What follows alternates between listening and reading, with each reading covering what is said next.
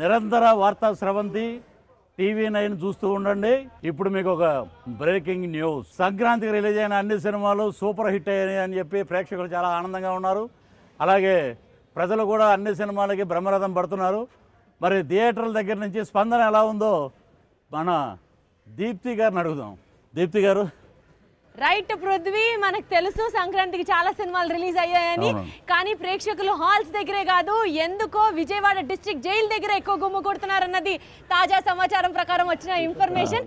ఎందుకు అని అంటే అక్కడ కామెడీ సూపర్ స్టార్ పృథ్వీ ఉన్నారంట, అందుకని అందరూ ఇక్కడికి వస్తున్నారంట. సో నేను కూడా ఇమీడియట్ గా హాల్స్ దగ్గర ఉండకుండా డిస్ట్రిక్ట్ జైలు దగ్గరికి వెళ్దాం అనుకుంటున్నాను. Over to you Prithvi. ఇదండి మా దీప్తి చెప్పినటువంటి న్యూస్. ఎందుకంటే ఇక్కడ 30 years ఇండస్ట్రీ అనే ఒక వ్యక్తి ఇక్కడ వచ్చాడు. సో ఈ సంక్రాంతి వీళ్ళందరితోటి సంక్రాంతి పంచుకోవటానికి.